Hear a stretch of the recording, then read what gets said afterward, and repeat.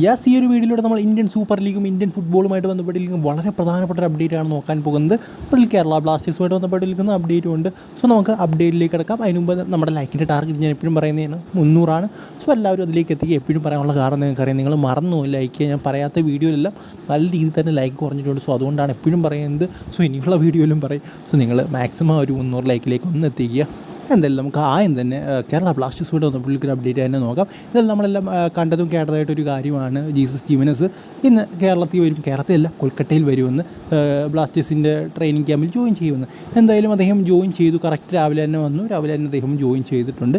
എടുത്തു പറയേണ്ട ഒരു കാര്യം എന്ന് പറയുന്നത് അതിൻ്റെ ഒരു വീഡിയോയും പുറത്തേക്ക് വന്നിട്ടുണ്ട്. നമുക്ക് 15-ാം തീയതി കാണാം. ഈ മാസം സെപ്റ്റംബർ 15-ാം തീയതി നേരിട്ട് കാണാം എന്ന് പറഞ്ഞുകൊണ്ടൊരു വീഡിയോ അദ്ദേഹം ചെയ്തിട്ടുണ്ട്. സോ എന്തായാലും it's a good news for us എന്ന് തന്നെ പറയണം. കാരണം ഇതിലും താമസിക്കുമെന്നാണ് ഞാൻ വിചാരിച്ചത്. ബട്ട് അദ്ദേഹം വന്നു. ഇനി ഏതാണ്ട് ഒരാഴ്ചയും കൂടെ ഉള്ളൂ, 9-8 ദിവസം കൂടെ ബാക്കിയുള്ളൂ ISL-ന്.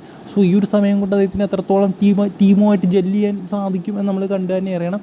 എന്തായാലും സ്പാനിഷ് താരങ്ങൾ ഞാൻ വെച്ച് നോക്കുമ്പോൾ പലപ്പോഴും പലരും നല്ല രീതിയിൽ ക്ലബ്ബുമായിട്ട് ലിങ്ക് ചെയ്ത് പോകുന്നുണ്ടായിരുന്നു. ഇപ്പോൾ കുറച്ച് താമസിച്ച് വന്നാൽ പോലും. സോ അതുപോലെ അതിന് പെട്ടെന്ന് ലിങ്ക് ചെയ്യാൻ പറ്റും എന്ന് തന്നെ നമുക്ക് വിചാരിക്കാം. സ്പാനിഷ് താരങ്ങൾ ഒരിക്കലും ഇന്ത്യൻ സൂപ്പർ ലീഗിൽ നിരാശപ്പെടുത്തിയിട്ടില്ല. സോ അദ്ദേഹം നിരാശപ്പെടുത്തിയിട്ടില്ല എന്ന് നമുക്ക് വിചാരിക്കാം. ഇനി അടുത്ത അപ്ഡേറ്റ് എന്ന് പറയുന്നത് കദീരി എന്ന് പറയുന്ന ഒരു ഡിഫൻസീവ് മിഡ്ഫീൽഡർ താരത്തെ ഗനയൻ താരമാണ്. അദ്ദേഹം മുഹമ്മദ് സസി സൈൻ ചെയ്തിരുന്നു. എന്തായാലും ഒരു സെൻട്രൽ ബാക്ക് ഡിഫൻസീവ് മിഡ്ഫീൽഡ് ആ ഒരു പൊസിഷൻ കളിക്കാൻ വേണ്ടിയിട്ടാണ് അദ്ദേഹം സൈൻ ചെയ്തിരിക്കുന്നത്.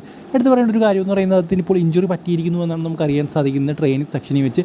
എന്തായാലും ഇഞ്ചുറി എത്രത്തോളം സീരിയസ് ആണ് എന്നുള്ള കാര്യങ്ങളൊന്നും അറിയില്ല. മെഡിക്കൽ അയച്ചിട്ടുണ്ട്. സോ അത് കഴിഞ്ഞ് ഒഫീഷ്യൽ റിപ്പോർട്ട് പുറത്തേക്ക് വരും. എന്തായാലും ഇപ്പോൾ ചെറിയ രീതിയിലുള്ള ഇഞ്ചുറി സംഭവിച്ചിട്ടുണ്ട്. മിക്കവാറും ചിലപ്പോൾ അവരുടെ ആദ്യ മാച്ചിൽ കളിക്കാനുള്ള സാധ്യതകൾ കുറവായിരിക്കും, ചെറിയ രീതിയിലെങ്കിലും ഒരു ഇഞ്ചുറി ഉണ്ടെങ്കിൽ. സോ എന്തായാലും നമുക്ക് കണ്ടു തന്നെ അറിയാം.